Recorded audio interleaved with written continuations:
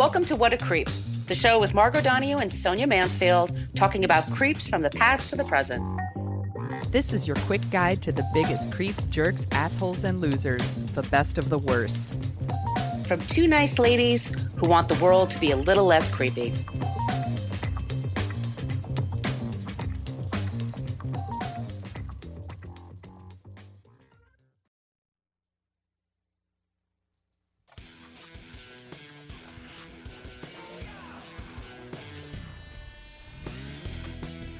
Lately, one of the most exciting privately held companies in Silicon Valley has come under fire.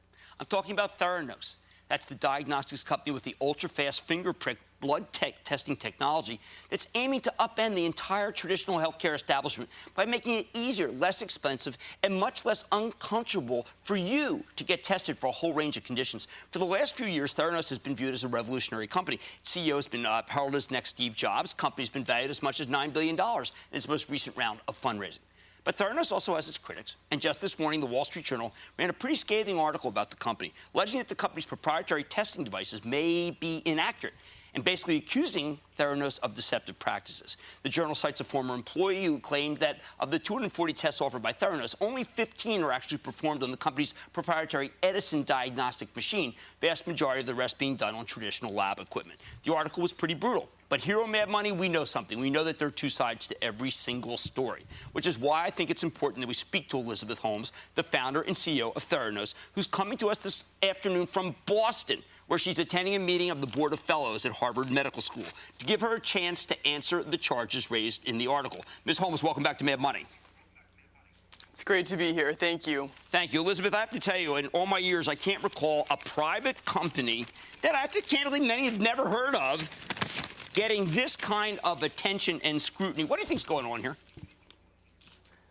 This is what happens when you work to change things. And first they think you're crazy, then they fight you, and then all of a sudden you change the world. And I have to say, I personally was shocked to see that the journal would publish something like this when we had sent them over 1,000 pages of documentation demonstrating that the statements in their piece were false, but we're doing things differently, and we're working to make a difference.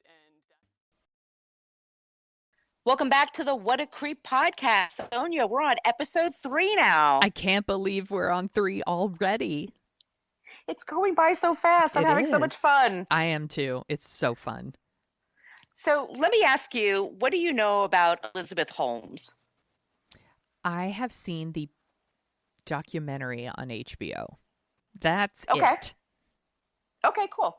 Well, we're going to talk about her today. And I guess I should tell the audience, you're based in San Francisco. Yes. I'm based in New York, but I used to live in the Bay Area. So every once in a while, I get a little Bay Area specific. It's just because I enjoyed talking to someone that also knows what I'm talking about in the Bay Area. But you guys are familiar with Silicon Valley. You have to be, right? Yeah. And they must be, not just the TV show, but, you know, the tech, right. All these apps, they're all taking over the world. And Elizabeth Holmes is actually pretty representative of a lot of the things that are kind of going wrong for San Francisco right now. So I'm really excited to hear what you have to say.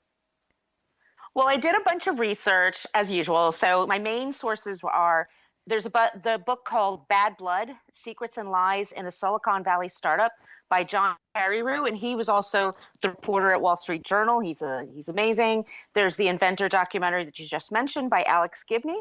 I have these glowing articles from Forbes, Inc., and The New Yorker. All the reporters for them have since been chagrined by this. Oops. There's two amazing podcasts I want to give a shout out to. The Dropout, which is a podcast from ABC, and the reporter's Rebecca Jarvis. And then there's a show, I don't know if you've heard of this, it's called Behind the Bastards. Oh, no. And it's a show about bastards, like really, really awful people. And the host is Robert Evans, but not that Robert Evans. Okay. Not the kid stays in the picture. I kind of wish it was, only because I like listening to him talk, but Robert Evans' the show is great too, and he did an episode about this. So anyway, those are my main sources, and we're talking about Elizabeth Holmes, and she kind of is a creep to me, like Lance Armstrong is a creep from our first episode, because she sued people who were telling the truth. Right. Which is like the creepiest thing. It's such a fucking douchebag thing to do. She's a major douchebag. Yeah. I never called a woman a douchebag before, but I would there say you that go. she's definitely a douchebag, and I hope you're going to take out your impression of her for this as well, right? Yes, I've got it. By the way, I have to take a sip of water, but yes, I've got it all Okay. in the get-go. Yeah. And then I we am- should mention that Yeah. we'll end the episode with someone who's not a creep. So, Yes, just to sweeten it, you guys, because we don't want to completely bum you out. It's more supposed to be like therapeutic. You know, we get Yeah. this out of the system, and then boom. All right. So are we ready? I'm ready. Okay. So Elizabeth Holmes was born February 3rd, 1984, in Washington, D.C. Mother Christian Holmes held several jobs. One notable one being that he was a vice president at Enron. Also, there was a documentary about Enron directed by Alex Gibney. This asshole world all just kind of comes together. It's full circle already. It's a circle of life. Okay. Will the circle be unbroken? Yeah, we're just going to sing to you. Okay. He was also on several governmental committees such as USAID, the EPA, and USTDA. Her mother, Noelle, worked as a congressional committee staffer, and she has a younger brother named Christian, whom she's often described as her best friend. Yeah. So Elizabeth's great-grandmother was the daughter of Charles Fleischmann, and he was the founder of Fleischmann's Yeast. Oh, okay. And I'm a it big was- fan. Big fan. Are you really? Oh, yeah. My mom used to bake bread when I was a kid. Like that was like a thing in the 70s. I like bake bread as well. Yeah. Well, not as many people do anymore. So, we'll talk about that in a second. So, her great-grandmother was daughter of Charles Fleischmann. Her husband was a doctor who went on to establish Cincinnati General Hospital and the University of Cincinnati Hospital. So, by the way, one of the investors claimed having this in her past, Charles Fleischmann being an entrepreneur and her other grandfather being a doctor, made her a natural run a medical testing company, which is absurd. Yeah. It's not a thing. You could totally inherit that sort of thing. Yes. My great-grandfather was a fireman in New York City. I do not know how to put out a fire. I can barely operate a fire extinguisher. I think you just Words of the wise. you just haven't had the opportunity, Margo. I think if it really happened, you'd be surprised. It would kick in. Okay. Well, the Fleischmanns were very wealthy for a time, but most of that wealth was gone by the time Elizabeth's parents were together and having a family. And I was just put a note here, not as many people make their own bread anymore. They certainly don't do like adding yeast and letting it rise and all that stuff. I mean, we're just much more of a convenience culture. All right. So in general about her past, Elizabeth paints herself as a shy and very studious kid. And there are people who knew her as a child who are talking about her now because everybody's talking about her now. And one of them is a man named David Fuse. And he is a psychiatrist and a former CIA agent. Oh. And he was friends with Elizabeth's parents. And he claims that her parents envied his wealth and envied the wealth of everybody in D.C. And they pushed Elizabeth academically. I should also tell you that later on, he tried to create a patent that would compete with Theranos, and they wound up suing each other. So he's got a little bit of a he's got a history. Dog in this race. Yes. But anyway, supposedly when she found out that they were moving to Houston from D.C., Elizabeth at age 7 wrote her father a letter telling him she was excited to move to there because science was big in Texas, and she was excited to create something new in the world. Aw, that's cute. Sorry, that's my paper. So she also claims that she created a time machine when she was young, that she drew one. And then she also said at the age of 10, she read Moby Dick. And I kind of call bullshit here. Because I always think people are just lying when they brag about what they read when they were super young. Right. And I'm trying to think of, what's the Jamie Lee Curtis film? A Fish Called Wanda. Yes. There's a great scene where she tells her boyfriend, she calls him Ape, Kevin Kline. I know exactly. And he says, apes don't read poetry. And she says, yes, they do. They just don't understand them. And that's how I feel when people tell me they've read Moby Dick and the Greek classics. I'm like, it doesn't mean you understand them. I love that she thinks she built a time machine. Well, she was trying to create one. Like that's something to brag about. At 10, I totally drew a time machine. Good for you. I drew a rainbow and a unicorn. It doesn't mean I invented them. This is all of her myth building. Like, Yes. this is why Elizabeth is special. Elizabeth is different. Mm-hmm. So when she was young, she stated she wanted to be a doctor when she grew up. So her parents hooked her up to watch a surgery because you could do that sometimes. Ew. And out went that idea. She saw the blood and everything, and she Yeah, said, no, gross. thank you. And she claims that after that, she obsessed over blood and needles. And anytime she knew she would have a doctor's appointment, she would like obsess about it for weeks. Another story about her is that she understood from a young age that her family used to have money, but now her parents had to work really hard for all the niceties. Or I wrote here, or what upper middle class people think is hard work. But, Right. in general, she knew they used to be wealthy. They're not anymore. So You know that what? was, it was something Our to talk second home isn't as nice as our first home. We had to really struggle. Well, I knew the difference between me and other kids. Like when we went on vacation, I don't know about you, but like we got in a car, drove Yeah. like everywhere. Yeah. And we And slept in the it was car, like they by the flew- way. Yeah. And then I had friends who like flew places. Like, wow, really? Yeah. Like that just seemed so extravagant to me. You stayed in a hotel? What are you, made of money? Whoa, not a motel, a hotel? Damn. So when asked by a relative what she wanted to be when she grew up, a young Elizabeth Holmes said, a billionaire. And they said, why not the president? She says, well, because I'll be rich and the president will want to marry me, which I get that logic. In high school, she had a big interest in computers and learning Mandarin. Her father traveled to China quite a bit and thought it'd be good for his kids to learn it. And in the summers, she would attend Stanford University's summer Mandarin program. And she claims that she would call them nonstop throughout the school year, begging them to accept her because normally it was just meant for college kids. Mm-hmm. And she finally talked them into it. So she was speaking Mandarin at this time. And reading Moby Dick in Mandarin, I assume. She probably did. I know. But she didn't understand But she didn't understand it, Otto. Okay. So this may have been her side doorway of getting into the university. Stanford was a big deal. That was where she wanted to go. So in 2001, she entered Stanford University as a freshman, where she studied chemical engineering.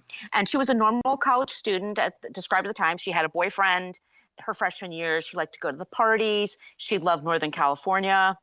And the summer after her freshman year, she participated in a program at the Genome Institute in Singapore. And she basically tested blood samples with syringes. And supposedly she was being teased by the other girls there. And a man came to her rescue. And his name was Sunny Balwani. He was 19 years older than her at the time and married. And Sunny had some big wins in the internet world. And I don't know if you remember, but in the late 90s, there was this big internet boom and then a bust. Yes. He made money just before the bust, and he made like 40, 50 million. Sunny likes fancy sports cars, like Lamborghinis with vanity plates, and he's studying to get his master's in business administration at Berkeley. He divorces his wife, and he and Elizabeth start dating in 2003. Ew. She is 19, and he is 38. Gross. Gross. They move in together in 2005. And at first, Elizabeth's parents were concerned about this relationship. But after he treated them to trips to Aspen and Paris, they were pretty much okay with him. Right. Of course. Right. But the fact that he's obsessed with Lamborghinis makes me think his penis doesn't work, just FYI. So He's also not very tall and not very attractive. So he's got that going for him. He's the whole package, you guys. He's the whole package. There's honestly these people.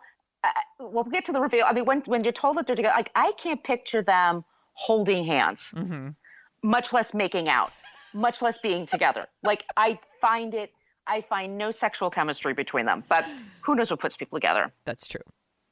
So in 2003, she files her first patent. It's for a wearable drug patch.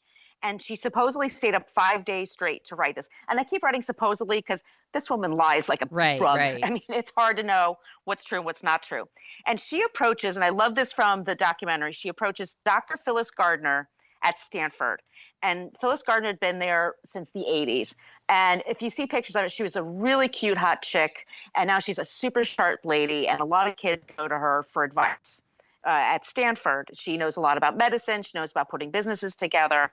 And she gets excited. She meets with Phyllis Gardner, and Phyllis said, yeah, this is not going to work. The skin is a terrible place to place a patch, anyway. It'll just fall off. It's just impossible. It's physically not possible. And Elizabeth just sort of said, okay. And then she tried somebody else at Stanford. I need to find someone who'll tell me what I want to hear. Yeah, and this is also a thing in her. So eventually she chose as her mentor Channing Robertson, who was the dean of the School of Engineering. And she wins him over by saying that the delivery patch would also have a chip on it to alert your doctor. And he decides that this woman can see the future. And immediately... Well, she built a time machine when she was like 10, so... She's a genius. She's clearly a genius. So he becomes her first board member. He starts working with her, and down the road, he becomes a consultant, and he makes $500K a year as a consultant. Where can I get this job, please? I'll endorse you on LinkedIn for that. In 2004, she drops out of Stanford, and she used the money her parents had saved up for her education to start her company. And at first, it started as real-time cures, but a typo in the first batch of checks read real-time curses. True story. That's how she paid people.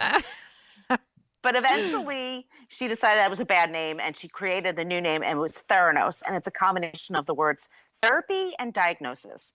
And she said she wanted to democratize healthcare. It just sounds like Thanos to me. Well, that's nowadays, sure. Her first major investor was a man named Tim Draper, and he is a bit of a VC legend in the Bay Area. He's a billionaire. He invested in Hotmail first. He invested in Skype. Like, he has a bunch of wins to his table. And he was the father of a childhood friend of hers. He gave her $1 million.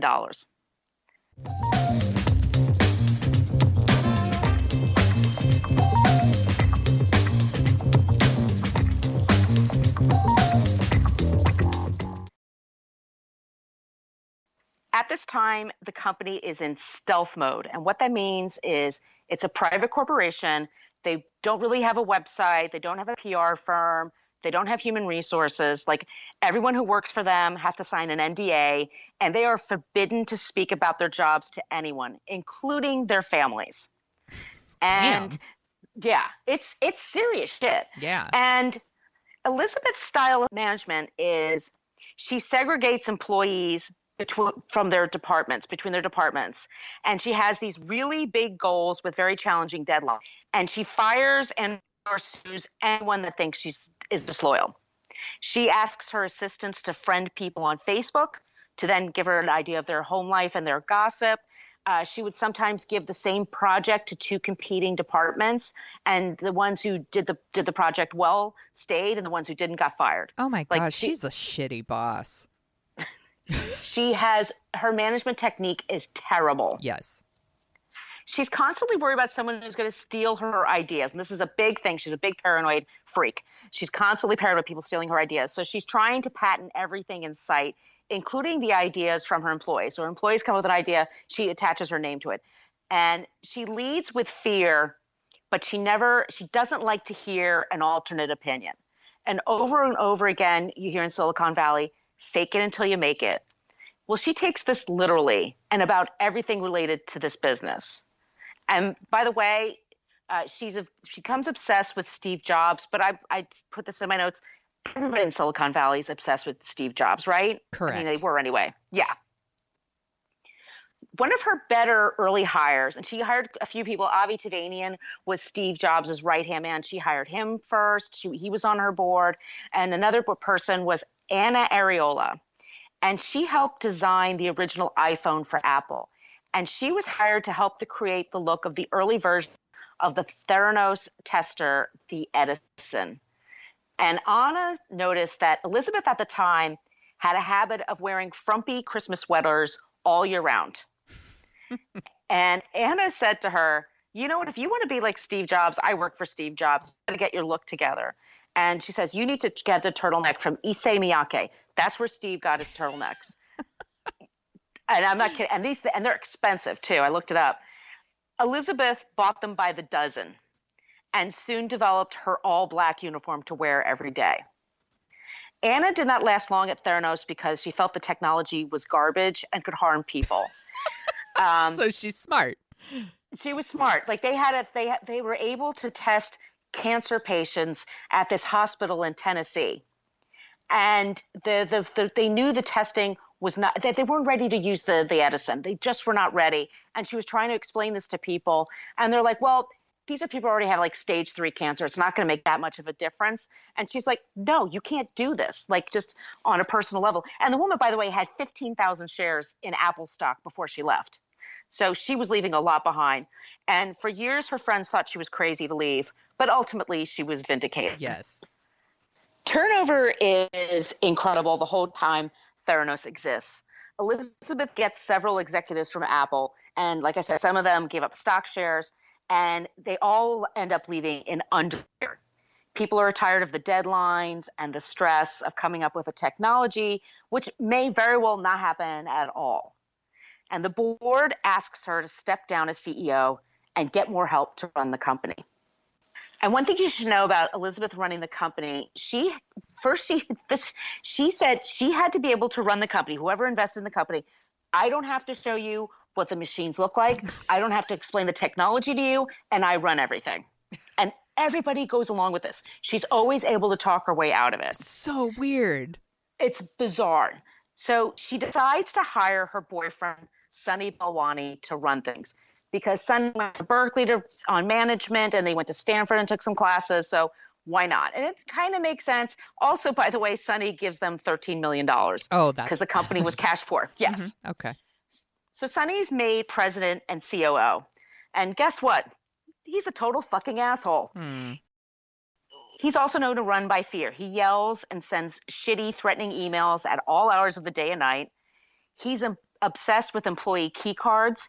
He monitors everyone's coming and going, and he confronts people who he don't think work enough hours. What a piece of shit. I hate bosses who micromanage like that. There is nothing. I mean, there was a woman that's running for president right now, and her old employees were saying she will send you horrible emails 3 a.m. and CC a bunch of people. And I follow some feminists on Twitter like, well, what's the big deal? I'm like, you've never been on the receiving end of that. I know what it's like to wake up in the morning and get a shitty email from a shitty boss. Yes. And it ruins your day. Yes, like, it does. It's not a way to manage people. It certainly doesn't motivate them. It doesn't make you work any better. No, you spend all your time trying to cover your ass instead of working. So nobody really respects him, but they all fear him because Elizabeth will back him up no matter what. He stalks the site Glassdoor.com, where people review their former places of employment. I know that. And anyone who wrote something unkind about Theranos, he would track them down and threaten to sue them if they didn't retract their post. The techs that work at Theranos, they hate him so much that they start making up words and telling him, making him use the words that they made up. So he looked like an asshole. I love it. That is so smart. So that was their way of getting their revenge. I love it. And he would use it in meetings, and then people would crack up. So Elizabeth and Sunny never announced their relationship, though they lived together nearby in the office. In 2010, Theranos has more than $92 million in venture capital. Also in 2010, Theranos is buying their competitors' testing devices because their machines don't work, and they need the backup. So they would have investors come in and they'd be like, hey, look at our Edison. Let's take a little pinprick of blood. Boop, we're going to put it in the Edison. Oh, let's go to lunch. And then they'd go to lunch and they'd use the other devices to test the blood. It's such a fucking scam. It's so shady. So here we are in 2011, and Steve Jobs died. And Elizabeth meets George Shultz around this time. And he's a former Secretary of State for Reagan and Nixon. And he joins the board, and it has what it described, and it makes me want to vomit in my mouth, but the most illustrious board in U.S. corporate history. And on there are Henry Kissinger, James Mattis, Senate Majority Leader Bill Frist. I mean, there's a ton of political connections, and she has political connections on both sides. She was friendly with the Clintons. Mm-hmm. Joe Biden came by one day for gave her a back rub. Yeah. Okay, okay. I'd give him a pass on that. How much would you love him to like to do that to Sunny? He's such a creep. So on this board are no women, no people of color, and no one who has real experience in healthcare. I mean, there's the one guy, Bill Frist. I think he was a surgeon, but that's the only one. Nobody has experience in healthcare. None of them they've like never been to a doctor. They're like, well, nah, it's fine. I mean, one of them's a war criminal, but okay. It's filled with a bunch of white men, older white men, and nobody, like I said, there's no medical people, no nothing. And then every time it's brought up, how come you don't have any women? She goes, well, I think I count. Like, she doesn't want competition because women question her, like Phyllis Gardner.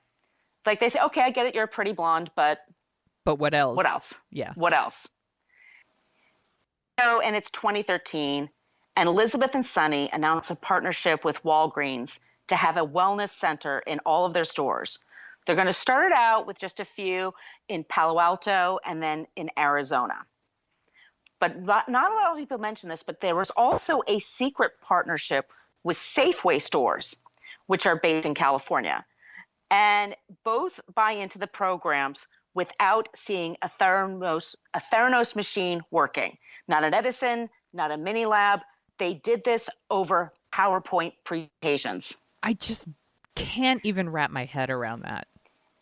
They each spent about $300 million, or we're going to invest $300 million. Insane to me. It's fucking insane. So the Safeway CEO made a secret deal, didn't really even tell his board, but they were going to be the only grocery chain attached to Theranos, and was planning to spend $300 million to make their stores look more, quote unquote, spa-like, and invite customers to have their blood tested while they shopped. It's crazy. I don't want people's blood around my groceries. Well, no one's thinking about, if you're going to take blood, you have to have a phlebotomist. That's like an actual job. And then you have to deal with the consequences. Like, what if the person faints? What if the person has a communicable disease? What if, you know what I mean? Like, there's all these things that can go wrong. But they all really buy this bullshit that just a little finger prick of blood, boom. Anyway. So the office for Safeway is in Pleasanton. I'm only telling this because Bay Area stuff. Yeah. And the CEO there was so enchanted with Elizabeth that he would drive from Pleasanton to Palo Alto to meet with her personally, which was not his habit at all. And you and I know driving in the Bay Area that's a shitty commute. That's a shit commute. Yeah. And then one time he showed up with an orchid.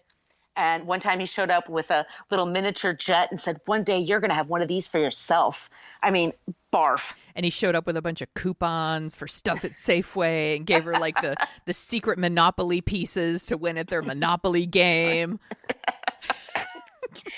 You'll be surprised to hear he retired soon after Theranos was exposed as a fraud. Surprise. Yeah. Eventually, Elizabeth's brother, Christian, joins the company.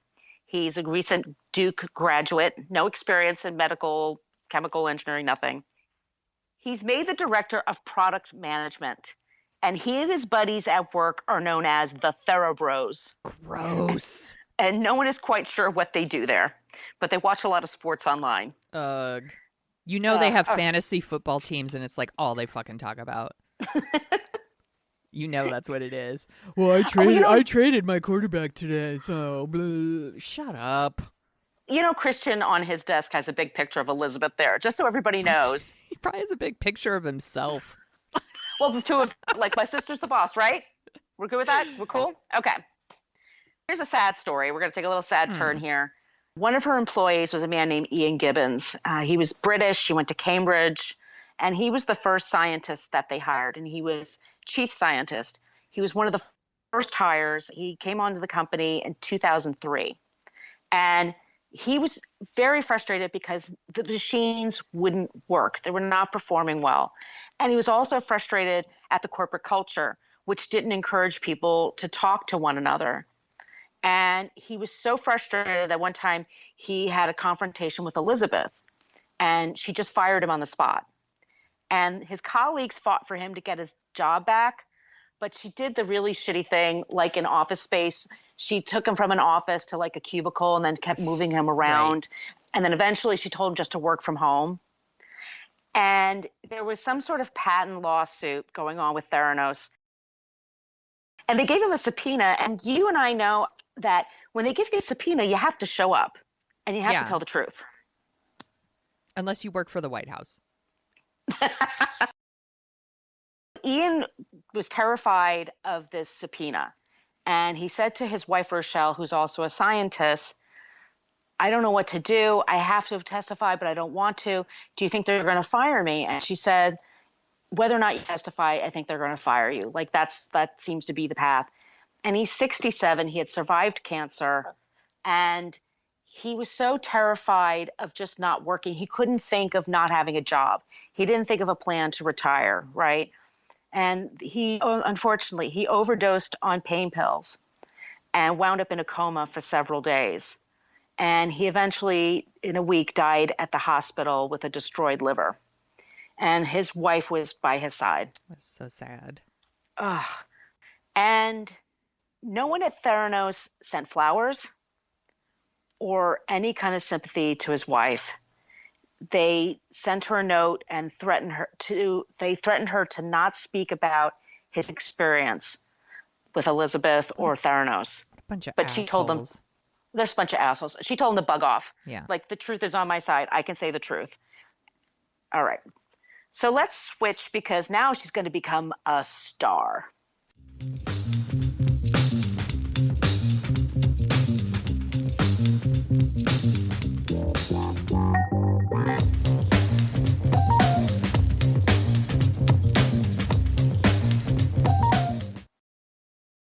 The year is 2014, and her media profile explodes. Covers of Forbes, Fortune, Inc. She's in the New Yorker. She's on the cover of the New York Times Style magazine. Suddenly, Elizabeth Holmes is a very big deal, and she's constantly doing interviews, and she's constantly on panels.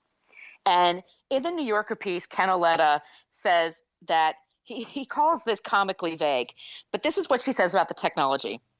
I can't do it in her voice. I'll do her voice in a minute, but here it is. Well, let me try in her voice. A chemistry is performed so that a chemical reaction occurs, generates a signal from the chemical interaction with the sample, which is translated into a result, which is then reviewed by a certified laboratory personnel. That is a big word soup. That was a really good impression. Thank you. But I don't have any idea what I just said. No. And this is another thing. She would not show people the devices. Mm-hmm. She would not show them in action. Webster's dictionary defines chemical reaction as It's kind of like a Santa Cruz surfer kind of thing you got to go for. And she'd also would sit in a chair. She would like lean over with her shoulders.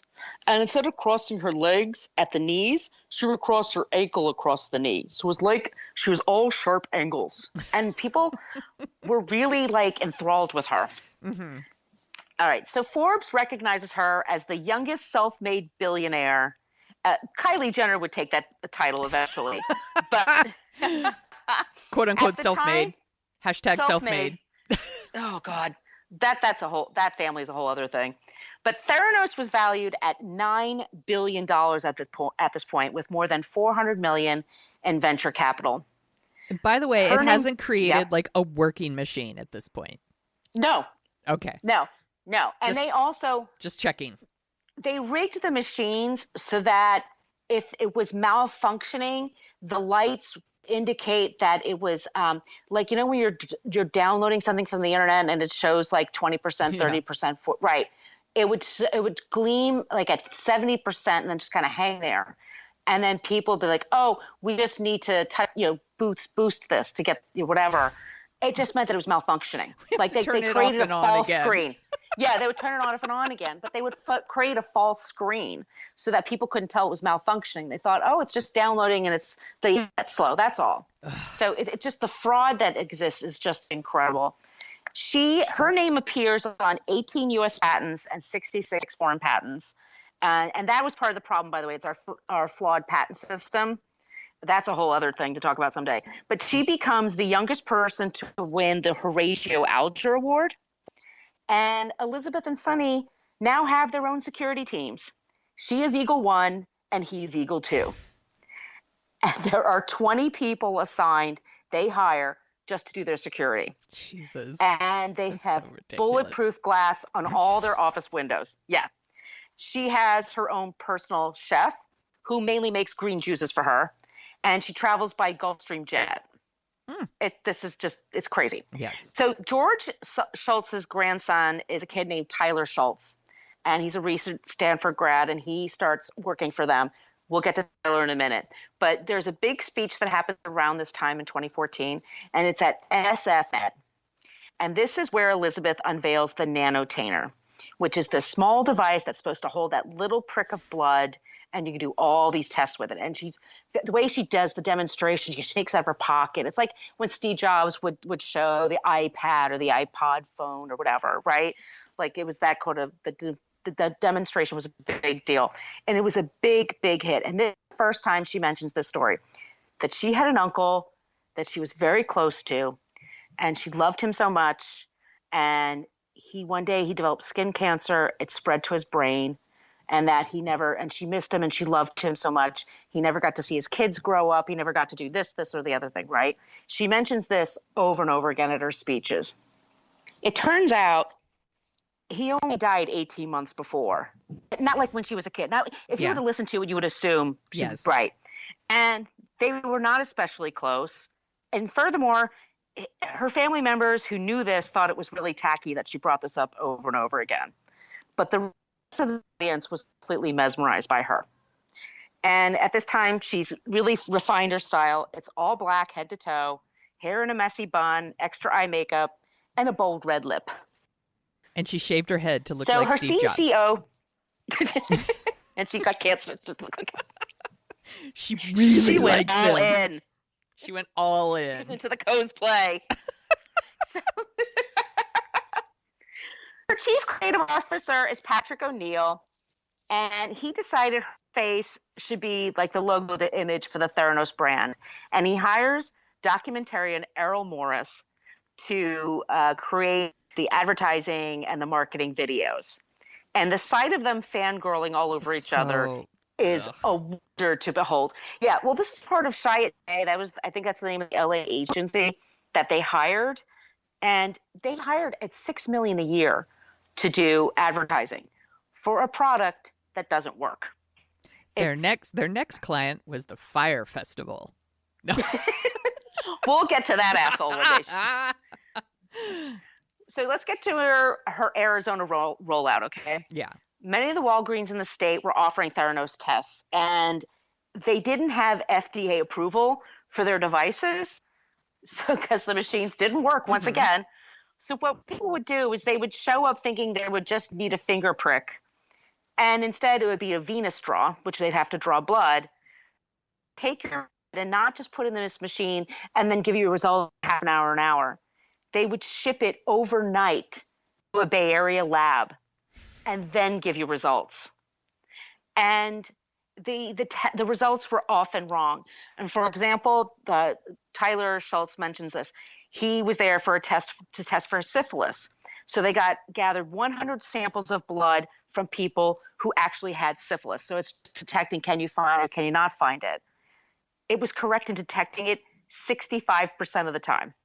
And let me tell you, if you've got syphilis, you got to deal with it. It's not one of those things. Yeah, that's how Al Capone died. It rots your brain. And in Arizona, there were several instances of people that would get faulty readings on their tests. There was a woman who was recovering from breast cancer, and it said that her hormones were completely out of whack, and she was terrified it was coming back again. There were people, they were told that their thyroids, there was something wrong with their thyroids. People would show up at their doctors. Their doctors would see these tests and say, holy shit, you need to go to the hospital. You can have a heart attack any minute. People go to the hospital, and the hospital will be like, there's nothing wrong with you. It's so awful. Like, it's so messed up. There's nothing more like anxiety inducing than like medical stuff, right? Because you can like just really fuck with your head, and that's awful. And people, you and I know what it's like. You go to the hospital, that's a couple of $1,000 a day. I mean, just take the ambulance to the hospital is expensive here in America. If you're around the world and you have, socialized healthcare, good for you. But it's expensive. Like, build a house for me on your property, please, and I will move Yeah, please. Also in 2014, Theranos claimed to have made $100 million in revenue. I want you to put a pin in that. Mm-hmm. Okay. So somehow Theranos is attracting major investors, even though, like I said, they will not show you the product. I'm sorry, the Walton family was 150 million. Rupert Murdoch was 125 million. And the DeVos family, lovely Betsy DeVos, our education, We'll be getting to her later. Our education creep. Her family donated 100 million. And these people are billionaires. They could lose 100 million. It doesn't affect their lives. That's how rich they are. Overall, Sunny and Elizabeth raised over $1 billion.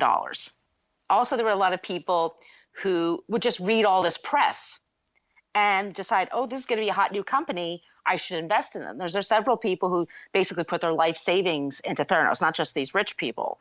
So people lost their nest eggs over Theranos. Now, I want to introduce you to a pathologist named Adam Clapper. And he had a blog, and you're going to love this. It's called The Pathology Blog, BLAWG. And Adam is a righteous dude. He's totally into science. And he read the New Yorker article and was like, what the hell is going on here? There is no peer review research going on here. And then so he contacts Elizabeth, and Elizabeth cites a paper she co-wrote in the Hematology Reports. So Clapper looked this up, and it turns out it's an online Italian publication that will publish anything you want for a fee of $500. Cool. And on top of that, cool. And on top of that, her data was also based from a total of 6 people. And so the ad agency I mentioned before, Day, which is, by the way, getting $6 million a year, they were often stymied from getting information. In particular, Sunny. Sunny did not understand why they were so picky, quote unquote, about the copy to write for the ads. For example, if you say you can perform hundreds of tests, you actually have to prove you can perform hundreds of tests. Sunny would just ignore it. And so they couldn't get these, you know what it is, to put marketing materials. Like it has to be, you got to run it by people. And they would just sometimes, Sunny and Elizabeth would just go dark for a month and they just wouldn't hear from their client. And around this time, former Theranos employees and people being sued by Theranos are starting to talk to each other secretly. And everyone wants to out them and put a stop to this because people are getting nervous. Like they're actually testing people now, right? They're actually working on people. It's one thing if somebody agrees to be a part of a study. It's another thing when you're charging people money for a product that doesn't work. But the problem is that Elizabeth now has a new lawyer, and his name is David Boies. And he is world famous for being tough. He sued Microsoft and made Bill Gates sweat for hours on the stand, like 20 hours on the stand. He was a part of Al Gore's Florida election thing. He worked to get gay marriage approved in California. And he also repped Harvey Weinstein. Oh, so, cool. Once again, the circle, you guys. The circle of creeps. He was given stock in exchange for money for being their legal guardian. And the man was famous for scaring, I wrote this down. He's famous for scaring the shit out of people. So Adam Clapper knows about this, the blogger. So he contacts John Carreyrou at the Wall Street Journal and says to him, you got to look into this story because I think this is the phoniest of balonies. There's no way this is true. And he's like, look, I'm a blogger. I can't afford to take on David Boies, but the Wall Street Journal can. And Tyler Schultz, who had been working for Theranos for a few months at this point, he realized how terrible the culture was and how secretive it was and that people were freaking out about how the machines were not working. And tests that were commonly screwed up were for the thyroid, and you'll like this one, pregnancy. Oh, cool. Yeah. Yeah. You don't want to really know. The tubes in the machine would break apart, and to get your hand in there to take things out was like dicey. And the nanotainers that I told you before, those little things, they fell off a table so easily. They were really hard to manage. Elizabeth's big thing was she wanted the machines, originally called the Edison, later they were called the MiniLab, to be about the size of a microwave oven. And she was furious when told that the laws of thermodynamics just wouldn't allow this. You can't say no to Elizabeth for anything. Science! Foiled again! And this is the pattern dealing with Elizabeth. A team member would tell her the truth. She would be furious. Hours later, you would have Sunny screaming at you. So people were leaving in droves. And as they were leaving, they were threatened with lawsuits. If you ever spoke to anyone about Theranos, you would get sued. And they monitored people after they left. I mean, it was crazy. And Tyler had finally had enough. And he tried reasoning with his grandfather and said, look, dude, I'm there. I know what's going on there. This is not good. You need to get out of it. And his grandfather didn't believe him. So Tyler, I'll say this, he's a very brave kid because not a lot of people have the guts to do this, but he buys a burner phone and he contacts John Carreyrou at the Wall Street Journal. And Elizabeth and Sunny immediately suspect him. It's so crazy he had to buy like a burner phone, like he's like from season 1 of The Wire. To do this. So Sunny and Elizabeth were so obsessed with how like people coming and going. They were constantly reading people's emails. You would send an email and not CC them, and then one of them would write you back. Like they looked over everything that everybody did. And like I said, Sunny, what is Sunny really doing all day? He doesn't know what he's doing. He doesn't have any background in medicine or technology like this. They definitely weren't fixing their machines. So I guess they had nothing but time to micromanage and read people's emails like a bunch of fucking creeps. Oh, they're fucking maniacs. So Tyler, one day he gets a call from his grandfather and he says, I want you to come over. Tyler comes over and his grandfather says, look, they want to convince me. They know that you're talking to the Wall Street Journal and Tyler's trying to deny this. He says, they're telling me that you're stupid. They can't convince me of that, but you can't convince me that these machines don't work. And he says, I've got some lawyers here. They want you to sign something. I want you to sign it. And think about that. Your grandfather telling you, I don't believe you. Mm-hmm. Even right. And Tyler just says no, and he won't sign it. And he goes back to his parents, and his parents are furious because now they realize they're going to have to hire lawyers. Tyler comes from a very rich family, but his parents eventually had to spend $500,000 to defend him. They had so many lawsuits, and they were dragging him into court so often. I mean, this is why people wouldn't say anything, because who has that kind of money? Exactly. Right. Unless you're Tyler. Unless Tyler's parents. It's one time. I grew up around a lot of rich kids, and they don't often come through for you, especially rich white boys. I give them credit for that. Maybe I shouldn't, because it's the decent thing to do. But good on you, Tyler, if you're listening. I congratulate you. There's another employee who spoke out as well, and she was a good friend of Tyler's. Her name was Erica Chang, and she was a 22-year-old Berkeley grad, worked there for 7 months at Theranos before she quit. And she turned evidence over at the Whistleblower Act in San Francisco. And she told them the labs were so bad that they threatened people's lives, and that both Sunny and Elizabeth knew this and that they didn't care. And so she leaves the company, and she realized she was being followed. She gets another job and thinks she's being followed. And then one day he comes up to her at her office and hands her a note, and it's directly from David Boies, and they're trying to sue her. And it includes her new address on the letter. And she told no one about this new address. Oh my God. So yeah. It's some sneaky shit. So she's so scared. She's like, well, fuck it. If there's something's going to happen to me, I'm going to leave a trail. So she emails the Centers for Medicare and Medicaid Services, CMS, and tells them, you need to look at these labs because they're not working. All right, let's fast forward to October 2015, and reporter John Carreyrou of the Wall Street Journal wrote a bombshell article about her equipment not working, giving inaccurate results, and that they bought outside equipment into their labs because their own machines were failing. And David Boies and their lawyers on the board tried everything to stop this article from coming out.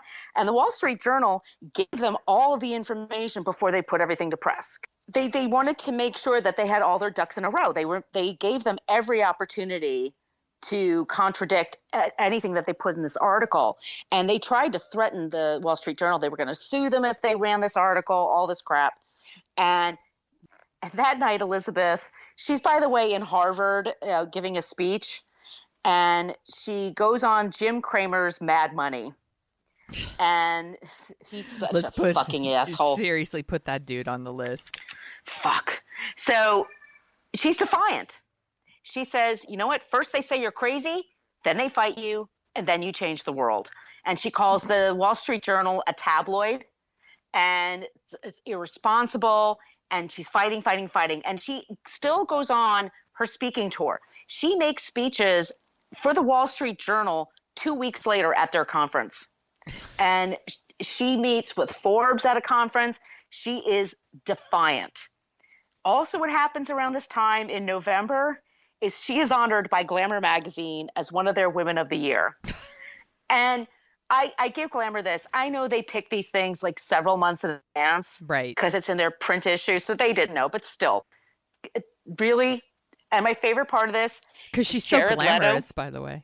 She's so She looks great here. I have to say that look at the Glamour, one time I thought she really, because normally that hair definitely needs some conditioner. Right. But Jared Leto introduced her, and he introduced her by saying, ladies and gentlemen, the only person in the world who makes me feel like a lazy bastard, Elizabeth Holmes. I'm like, is Jared Leto really hardworking and I just don't know this about him? I don't know.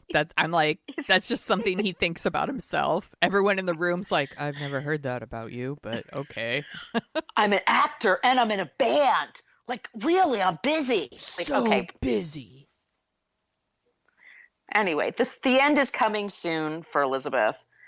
In January of 2016, the CMS saw deficiencies in staff, proficiencies, procedures, and equipment.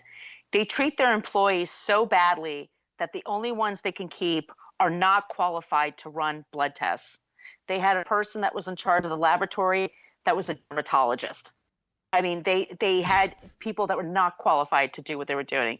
Elizabeth Holmes is banned from owning or operating a lab or any blood testing service for 2 years after failing at their Newark, California laboratory.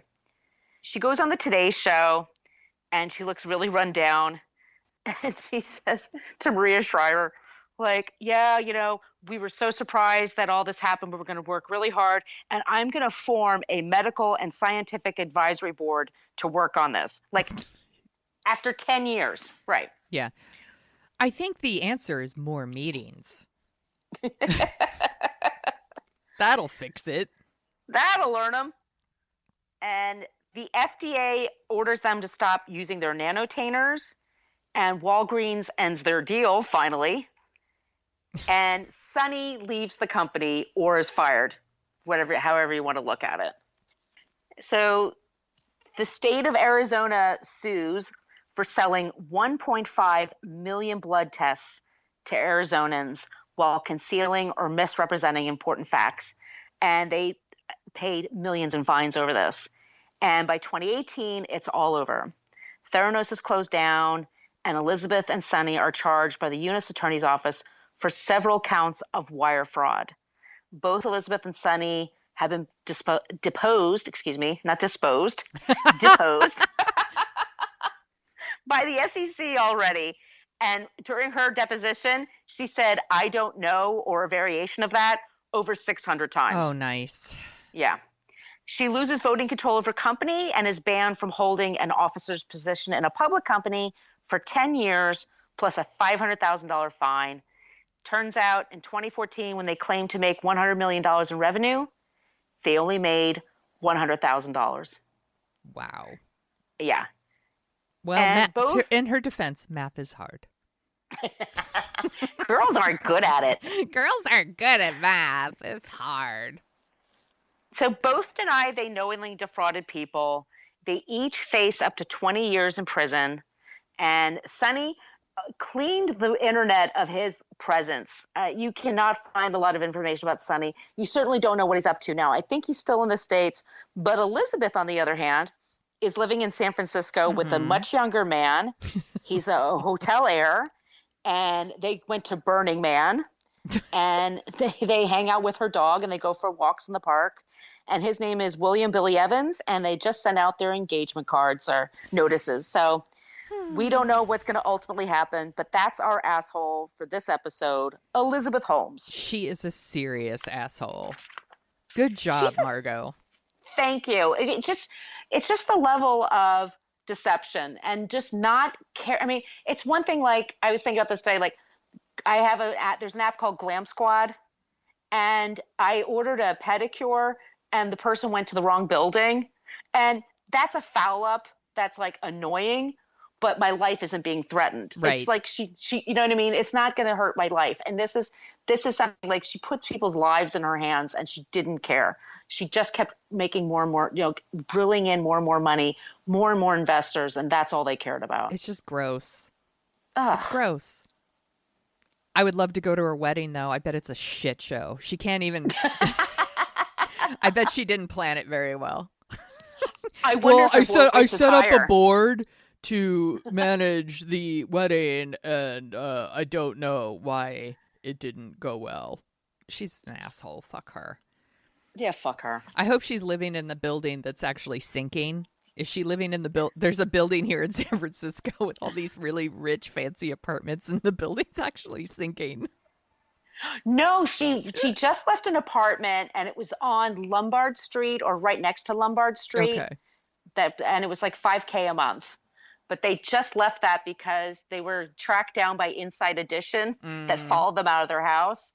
And so they had to get a new place. But she's still like she's trying to meet with investors, and she thinks like she's got another idea in her, and she's like learned all of her lessons, and she's just going to try someplace else. You guys, check out my time machine that I drew. Wouldn't it be funny if that was actually a thing she could build? Like the most important invention ever could be that? Maybe then this show will never exist. She'll go back in time. She'll fix it. It's such a trigger, shitty bosses and just shitty boss behavior. It just is. Like just treating everybody so terribly. I fucking hate that, and she's an asshole and a creep. Do you want to hear about someone who's not a creep? I certainly do. Okay, so in the spirit of inventors, I discovered Patricia Bath. Do you know who this is? No, I don't. Okay, she is the first Black person to serve as an ophthalmology resident at New York University and the first woman on staff at the Jules Stein Eye Institute. She's the first African-American female doctor to receive a patent for medical purposes. She owns 5 patents. She's the holder of 5 patents. She founded the nonprofit American Institute for the Prevention of Blindness that's in Washington, D.C., and she invented laser eye surgery to remove cataracts. Wow. So, born in November 4th, 1942 in Harlem, New York, Patricia Bath is the daughter of Rupert and Gladys Bath. Her father was an immigrant from Trinidad. He was a newspaper columnist, a merchant seaman, and the first Black man to work for the New York City subway as a motorman. Holy shit. Yeah. Wow. At a very young age, Patricia excelled in science and math and was inspired by her teachers to pursue research. And while in high school, this woman's a legit genius, by the way, not a fake Elizabeth Holmes genius. While in high school, Bath applied for and won a National Science Foundation scholarship, which led her to a research project at, I think it's pronounced Yeshiva University. And Yeshiva. and Harlem Hospital Center, studying connections between cancer, nutrition, and stress. And the head of the research program realized the significance of her findings and published them in a scientific paper. Oh, wow. So, teenager.